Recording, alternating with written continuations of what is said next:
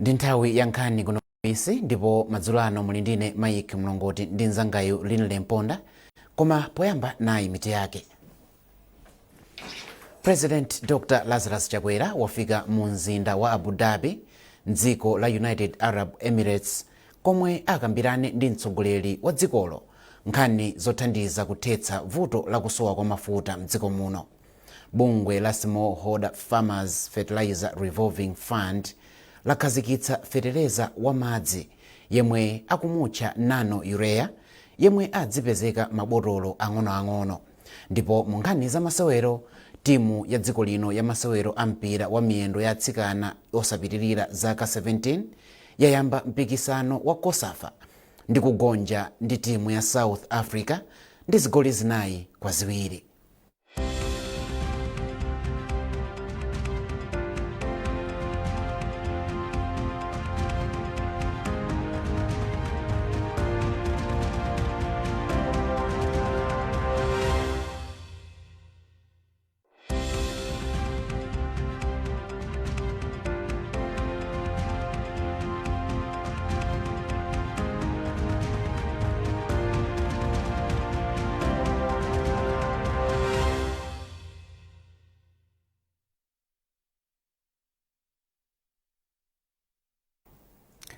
Takulandirani, tiyambe ndi nkhani yokuti President Dr. Lazarus Chakwera pamodzi ndi mayi wa fuko afika mu mzinda wa Abu Dhabi mdziko la United Arab Emirates, komwe akambirane ndi mtsogoleri wa dzikolo nkhani zothandiza kuthetsa vuto la kusowa kwa mafuta mdziko muno.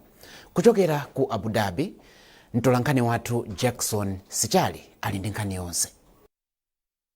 Pofika pa bwalo la ndege la Al Batten Executive mu mzinda wa Abu Dhabi mdziko la United Arab Emirates, President Dr. Lazarus Chakwera pamodzi ndi mayi wa fuko la Malawi Madam Monica Chakwera analandiridwa ndi nduna yoona nkhani zakunja kwa dzikolo komanso akuluakulu ena kuphatikizapo kazembe wa dziko la Malawi ku Kuwait Yunus Abdul Karim.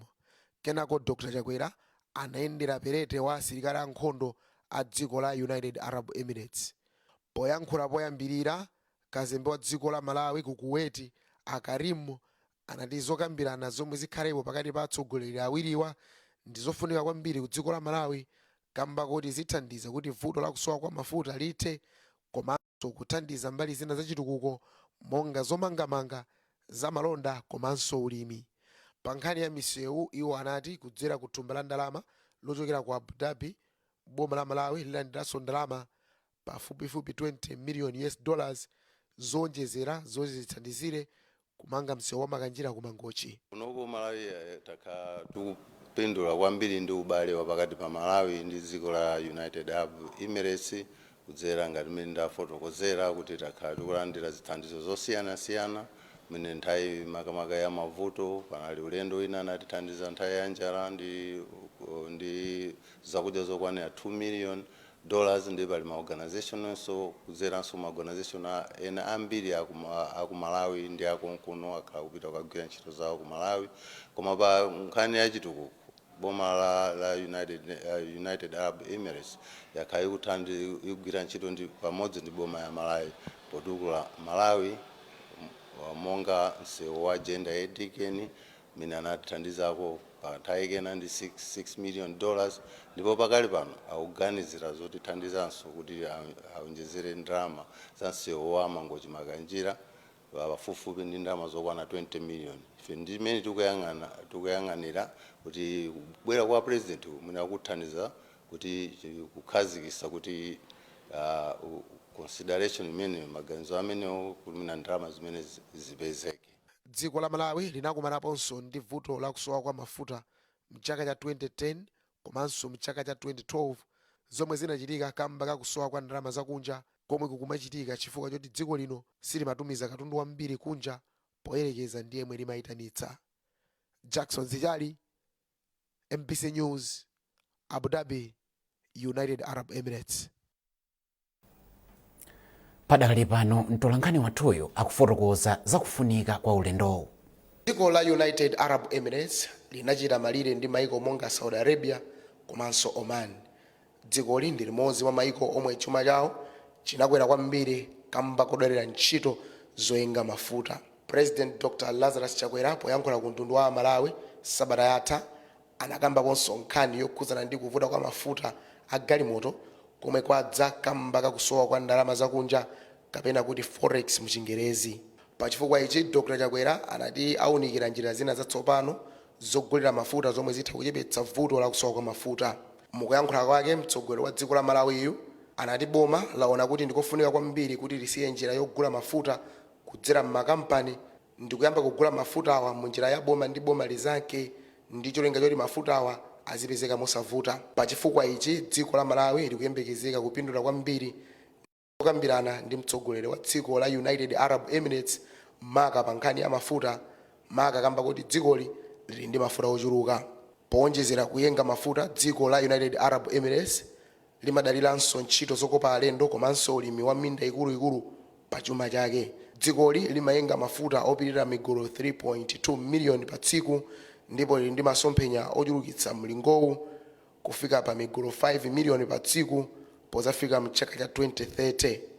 Jackson Zijali, MBC News, Abu Dhabi, United Arab Emirates. Bungwe la zachisankho la Malawi Electoral Commission MEC lati gawo lachitatu la ntchito yolemba mayina mkaundula wa voti m'maboma ena ikuyenda bwino ngakhale yafika mu nthawi yomwe anthu akulima. Wapampando wa bungwe la MEC Justice Annabel Ntalimanja amalankhula izi kwa olemba nkhani atayendera malo angapo omwe kalemberayu akuchitika m'boma la Mzimba. Alex Mwangosi ali nawo pa ulendowu ndipo walemba ripoti lomwe wawerenga ndi Chisomo Manda. Ntchito ya kalembera wa mavoti mu gawo lachitatuli inayamba pa 28 mwezi watha ndipo ipitirira kwa masiku 14 monga zina lili m'magawo ena. Pofuna kuona mmene ntchito ikuyendera wapampando wa bungwe la MEC a Justice Annabel Ntalimanja limodzi ndi akuluakulu ena a bungweli ali kuno ku Mzimba komwe akuyendera malo angapo olembetsera mu mkaundula wa mavoti. Poyankhula kwa atolankhani atendera, Justice Ntalimanja wati ntchitoyi ikuyenda bwino ngakhale yakumana ndi nthawi yolima. Tayendera ndithu masenta angapo ntchito ikuyenda ndithu anthu akulembetsa akubwera akufika akulembetsa komabe ku masenta kwina manambala suti ndochuluka kwambiri ndi chiyembekezo chathu ndikuti manambala awa achuluka chifukwa mukuona mwathu phase 1 ndi phase 2 anthu ambiri amaoneka kuti amadikirira kuti masiku akamafika komalizira ndimene amatuluka anthu ambiri choncho mwina phase 3 ziyendanso chimodzimodzi kuti masiku akamayandikira ku pa 11 December pamene tikutseka anthu ayamba kutuluka anthu ambiri kuzalembetsa. Mukufufuza kwathu kufunsa ena kufotokoza poti ndi nthawi ya mvula anthu akumapita kaye kukadzala kumunda akakadzala ndiye kubwera kuzalembetsa ndiye mwina ndi chifukwa chake. Mmodzi mwa anthu omwe alembetsa ku Bwengu Mai Anes Nguluwe wamema anthu kuti akalembetse monyinji chifukwa ndi ufulu wawo kusankha atsogoleri omwe akuafuna. Ababeso kuti lililonse aziyende bwino kwambiri anthu usana kubwera kwambiri makamaka dzulo ndi lero dzulo anabwera kumadzulo anthu ambiri apita kumunda mmawa ndiye madzulo abwera kuti timadzaza mpana 4 wima kwana anthu ali ambiri zedi ndithu abeso kuti lililonse ayi sitikumanso china chokhomanso china chonse palibe. Gawo lachitatu lomwenso ndi lomaliza likuyembekezeka kutha pa 11 December chaka chomwe chino cha 2024. Anthu mdera la kummawa kwa boma la Chitipa awalangiza kuti asamalire katundu wa zamaphunziro yemwe boma likubweretsa mderalo kuti apindulirenso mibado ya mtsogolo. Phungu wa derali Kezi Msukwa ndiye wanena izi pomwe amapereka zipinda zophunzirira pa sukulu ya sekondari ya Juwa zomwe boma la Malawi mogwirizana ndi boma la America amanga. Zambiri mu ripoti la Grant Muhango lomwe akuwerenga ndi Musase Cheyo. Isanamangidwe sukulu ya sekondari yoyendera ya Chupa ku mmawa kwa boma la Chitipa, ophunzira ambiri amayenda mitunda yoposera makilomita 12 kupita ku sukulu ya sekondari ya Misuku m'bomali. Ulendowu unali wosautsa kamba kamapiri, nkhalango zachilengedwe komanso mitsinje yopanda milatho zomwe zinali zovuta maka nthawi ya dzinja. izi zimapereka mavuto maka kwa atsikana, kotero atsikana 7 anatenga mimba pomwe enanso ambiri anakwatiwa kamba ka vuto la mayendedweri. Popereka sukulu ya makono ya Chuva yomwe boma la Malawi lamanga mogwirizana ndi boma la America, phungu wa derali Kezi Msukwa anati izi zikuonetsera kudzipereka kwa mtsogoleri wa dziko lino Dr. Lazarus Chakwera potukula maphunziro mdziko muno. Izonso zodandaulitsa chifukwa kuti pakali panopo tikudziwa kuti ana 7 anapezeka kuti ali ndi mimbayo yabwera chifukwa kuti ana anayesera kuyenda kubwera pa sukulu tunasiku tengapo momwemo ana anapezeka kuti atenga zimimba. Ndiye ndikupempha kwanza athu amene ngatithandize mabungwe kuti atithandize ndithu kuti pa sukulu pano tikhale ndi mahostels kuti ana azizagonera pompa. Mawu ake mphunzitsi wamkulu pa sukulu ya sekondari ya Chuva a Maximus Kirowe anati pa sukuluyi pakufunikanso malo ogona atsikana komanso madzi aukhondo. Chigo mene unamangidwa ndipo sukulu kuli kutali ndi sukulu kunga madzi choka kumene kufika pa sukulu imakhala chinchovuta kwambiri kwa kuphunzira pa sukulu. Makani ya malo ogona ana sukulu ndi malo amene sukulu yamangidwa chinthu chovuta kwambiri mwana wa sukulu kuyendera tsiku ndi tsiku choka kunyumba kubwera ku sukulu. Mapeto ake kupezekana kuti ana ambiri kusiya sukulu makamaka atsikana chifukwa cha kayendedwe. Mawu ake DC wa boma la Chitipa Amakimilani Magomero anati ntchitoyi ichitika kudzera ku thumba la chitukuko la mdera la Phungu. Mazi pakali panopa konsolo kudzera CDF maplans aikakale moti mapaipa agulidwa kuti at least any time ayamba kupanga gravity fed water kuti mazi afikire pa sukulu papa. Komanso mu budget financial year tikupanga panopa iyi timanga girls hostel. Pamambowu panali magude komanso masewero osiyanasiyana. Bungwe la akatswiri azachuma mdziko muno la Ekama lalangiza boma kuti lidzipanga dongosolo la chuma chake potengera ndalama zomwe lili nazo kuti lipewe mchitidwe obwereka ndalama. President wa bungweli Betha Chikadza wanena izi mu mzinda wa Lilongwe pomwe amaunikira dongosolo la chuma mene layendera mu theka loyamba la chaka. Austin Fukula walemba ripoti.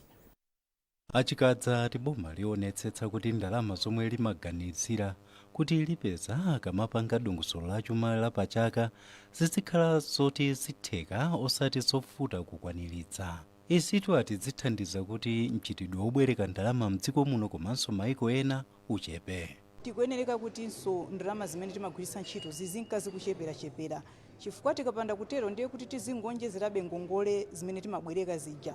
Komanso ngati tikuona kuti MRA ikulephera kutolera ndalama zimenezi koma MRA akhale kutolera ndalama kwa zaka zambiri, tikuyeneka tiunikirepo kuti kodi ndi patipati pamene tikulephera chifukwa taona kuti ndondomeko zimene amatsatira zopangira budget zimakhala pena kuti sizikugwirizana ndi mmene budget yo ilili. Ndipo wapa mpando wa komiti ya nyumba ya malamulo yoona zachuma Gladys Ganda ayamika boma poyetsetsa kugwiritsa bwino ndalama za thumba la dongosolo la chuma poyerekeza ndi zaka zambuyomu. Komabe Ganda anadandaula kuti bungwe la MRA sinatolere ndalama mmene zimayenera kukhalira. MRA inabwera ndi ndondomeko okuti anatiuza kuti tikaika zimene zizi tikagwisa ntchito zimenezi ndiye kuti ndalama tizichita collect misonkho yambiri, tizitenga misonkho yambiri kwa anthu. Koma tikuona kuti ayika zonsezi koma misonkho besi kukwerabe iyayi achitanda perform. Ndikupeka kuti MRA tikakoma nawo atifotokozera kuti kodi chachitika ndi chani. Naye mkulu wa bungwe la Oxfam kuno ku Malawi alingalireni mihowa ati boma lipitirize kutsatira ndondomeko zomwe adagwirizana ndi bungwe la IMF kuti chuma chibwerere mchimake. Kwera kwa katundu inflation kukakhale kochepa komanso kwacha tikathe kuyika pa mulingo wabwino komanso chachikulu chonena kuti tikayesetse kuti poti boma lili pa ndondomeko ya IMF ya extended credit facility asachoke pa ndondomeko imene ifa ndi zimene zingathandize kuti anthu ena amene amathandiza dziko lino akathe kutithandiza ngati tili bwinobwino pa ndondomeko yathu ya IMF ECF program. Zokambirana zowunikira mmene dongosolo la chuma layendera m'gawo loyamba la chaka zapereka mfundo zosiyanasiyana zomwe boma likuyenera kutsatira kuti gawo lotsiriza la chaka liyende bwino mokomera anthu mdziko muno. Austin Fukula, MBC Lilongwe. Nkhanizi zikuchokera kuno ku MBC. Bwanji tikumbutsane mitu yake. president dr lazarus chakwera wafika mu mzinda wa abu dhabi mdziko la united arab emirates komwe akambirane ndi mtsogoleri wa dzikolo nkhani zothandiza kuthetsa vuto la kusowa kwa mafuta mdziko muno. Bungwe la Smallholder Farmers Fertilizer Revolving Fund SFFRFM lakhazikitsa fetereza wa madzi yemwe akumutcha nano urea yemwe adzipezeka mabotolo ang'onoang'ono. Ndipo mu nkhani za masewero, timu ya dziko lino ya masewero a mpira wa miyendo ya atsikana osapitirira zaka 17 yayamba mpikisano wa COSAFA ndi kugonja ndi timu ya South Africa ndi zigoli 4-2.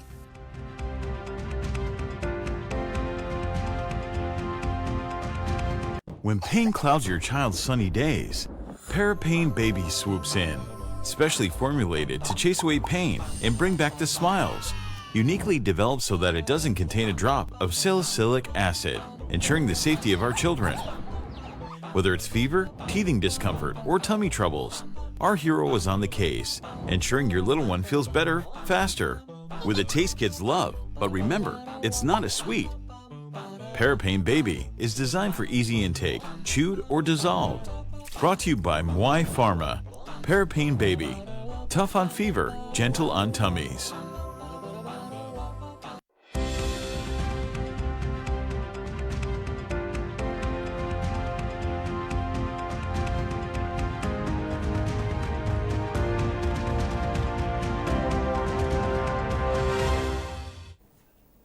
Takulandiranenso ku nkhani zathu.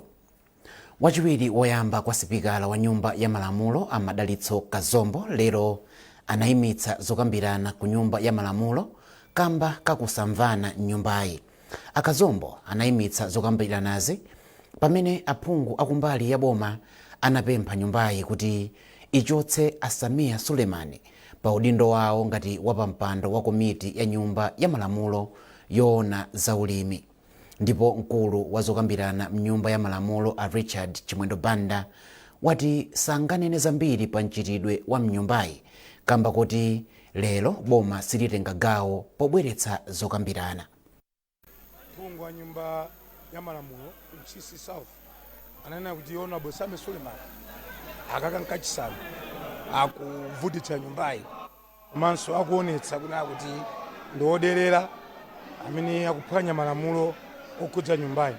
Oyamba kuchita site pamene amafuna kumenya ogwira ntchito kuno parliament. Kachiwiri pamene analanda ndodo ya nyumba ya speaker. Kachitatu pamene ananyozera chigamulo cha speaker akulu. Kachinayi kunyozeranso chigamulo cha speaker achiwiri kwa wachiwiri. Ndi sabata yatha chigamulo cha speaker achiwiri. Mkuyankhula kwawo ananena kuti kofunika kuti Honorable Sami Suleiman alandire chilango chochotsedwa mu komiti ngati chair. Ndi nkhani imene yagwetsa mpungwepungwe nyumbamo. Ndipo mtsogoleri wa zipani zotsutsa ku nyumba ya malamulo a George Chaponda anafotokoza motere. Kuizana kwambiri ndi a first deputy speaker. Gamulo limene achita iwo nthawi imeneyi asonyeza kuti ndithu iwo ali sakutengapo mbali, angoona vuto lilipo ndiye kunena kuti tiyenera kuchita izi. Nthawi ya mamawa ija ife sinali wokondwa kwambiri, tinali kuganiza kuti akutenga mbali chifukwa tinali kuganiza kuti nthawi yomwe ija iwo akanangonena kuti ine nkhani ndikuyipitisa kwa speaker zikanathera pompo. Koma popitiriza zimene zija ndiye zinthu sizinatikomere ife.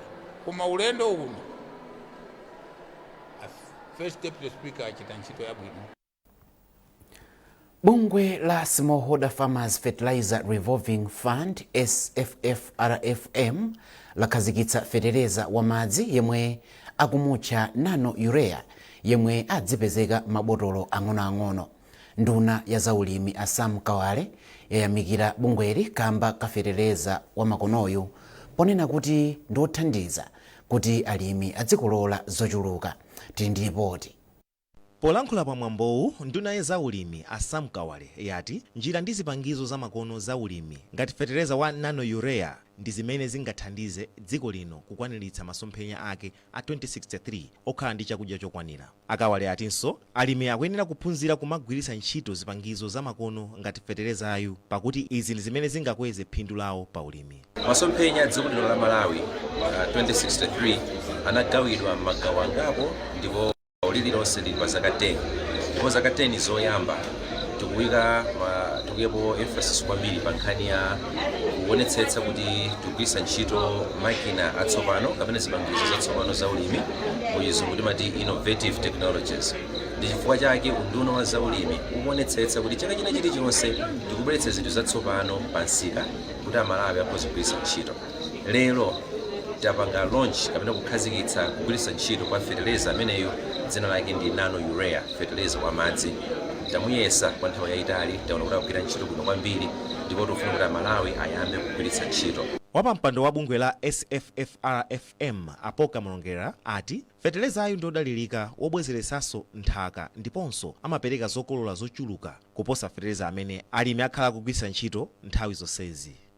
Panopo alimi athu akhala kuvutika pa nkhani ya fetereza kuti akhale ndi nthaka imene yakugwira bwanji komanso mitengo komanso vuto lina ndilo kuti kanyamulidwe wa fetereza pakafika mvula ija yathina kuti ife tinyamule fetereza akafike kumadera amene akufunikira nthawi zina zimakhala zovuta.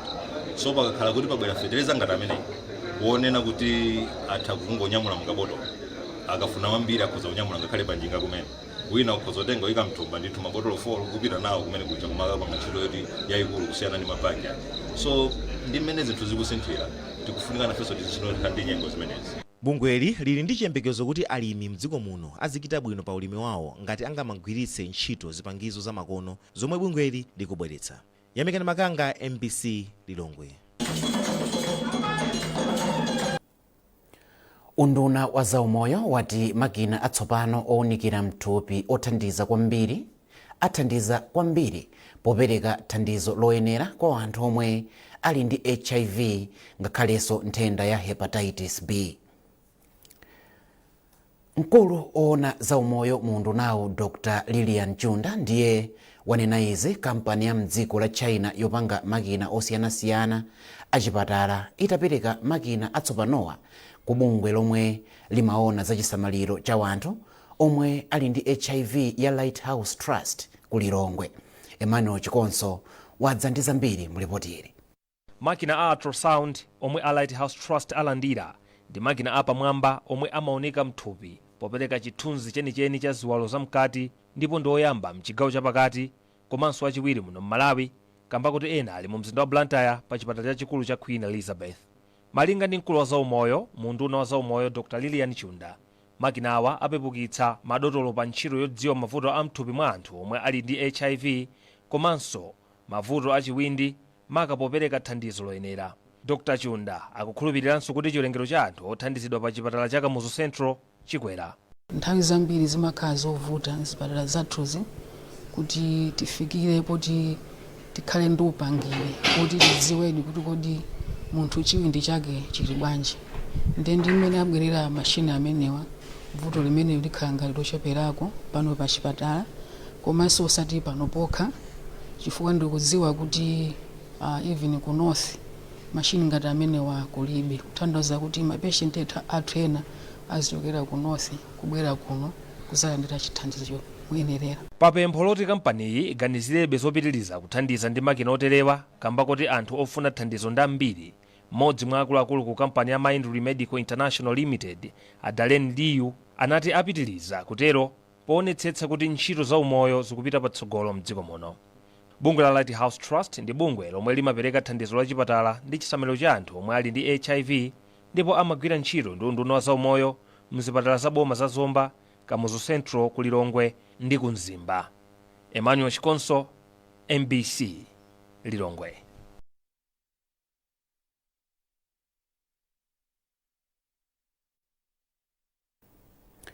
Ndipo munkhani za masewero, timu ya dziko lino ya masewero a mpira wa miyendo ya atsikana osapitirira zaka 17 yayamba mpikisano wa COSAFA ndi kugonja ndi timu ya South Africa ndi zigoli 4-2.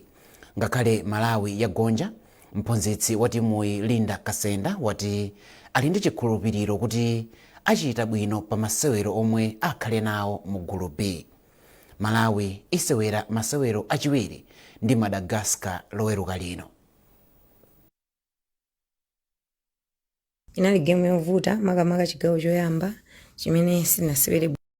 Timaoneka kuti timapasa ulemu kwambiri adani athu, timakanika kwa maka komanso communication sinali bwino, komano titapumulira chigawo chachiwiri tinauza zoyenera kuchita, tinaonabe kuti panali kusintha asikana anasewera bwino. Dzulo atafika tinapangisa ma exercise ali kavale, lero tinagwisapo ntchito ma players atatuwo, komano performance yawo inaoneka kuti inali yabwino chifukwa ndi amene anapezeka kuti game ije inasintha chifukwa cha kwawo, komabe ngakhale kutopa be kumaoneka. Kwambiri mavuto anali kumbuyo kwathu, tikuyenera kuti training ya mawa tikakonze kuti tikamabwera game ya Friday ndi Madagascar kuti mavuto amene taona tsiku la lero asazaonekenso. Pomaliza nkhanizi na inso mitu yake. President Dr. Lazarus Chakwera wafika mu mzinda wa Abu Dhabi mdziko la United Arab Emirates komwe akambirane ndi mtsogoleri wa dzikolo nkhani zothandiza kuthetsa vuto la kusowa kwa mafuta mdziko muno.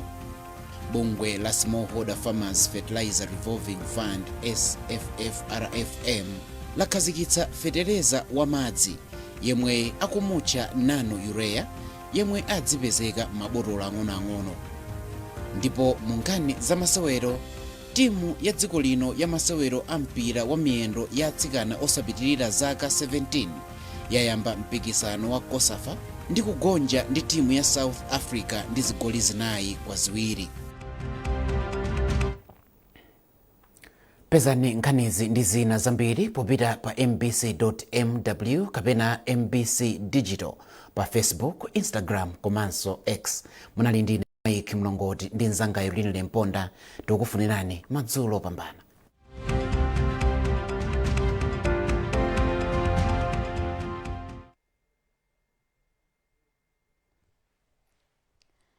Masabani nonse madzulo ano yafika nthawi yoti tikupatsani za nyengo. Pakali pano tikuyembekeza nyengo ya mvula ya mabingu kugwa madera ambiri a mdziko muno. Tikuyembekezanso mvulayi kubwera ndi mphepo ya mkuntho ndi tonse tikakhale osamalitsa. Tikuyembekezanso nyengo yotentha kupitirira madera ambiri a mdziko muno. Izi choncho kamba ka mphepo zosakhazika komanso zachinyontho zomwe zikuchokera kumvuma kumafalikira madera ambiri a mdziko muno. Usiku uno tiyembekeze nyengo ya mitambo kupitirira madera ambiri a chigawo chakumwera pakati komanso kumpoto kwa dziko lino, ngakhale nyengo ya mvula ya mabingu izioneka mwapo ndi apo. Chimodzimodzinso mawa tiyembekeze nyengo ya mitambo kudzapitirira madera ambiri a chigawo chakumwera pakati komanso kumpoto kwa dziko lino, ngakhale nyengo ya mvula ya mabingu izakhaso ikuoneka madera ena makamaka mwa nyanja. Funda mawa ndi madiko kwana 26 kwa Ngabu komanso kunsanje, 24 kumangochi komanso kumonkibe kumatiyembekeze nyengo yozizira kunditu kunzuzu kunzimba komanso kurumphi madiko kwana 17. Mawa tiyembekeze nyengo ya mitambo yapatali kudzapitira madera ambiri a chigawo chakumwera. Nyengo ya mitambo idzakhalapo madera ambiri a chigawo chapakati komanso kumpoto kwa dziko lino. Tiyembekezenso nyengo ya mvula yamphamvu kupitirira madera ena a chigawo chakumpoto komanso a mphepete mwa nyanja. Kudzatentha kwambiri mawa masana ndi madiko kwana 40 kwa Ngabu komanso kunsanje, kudzatentha ku Blantyre komanso kumwanza ndi madiko kwana 30, koma tiyembekeze nyengo yofunda madera ambiri a chigawo chakumpoto monga kunzuzu komwe kudzafunde ndi madiko kwana 25.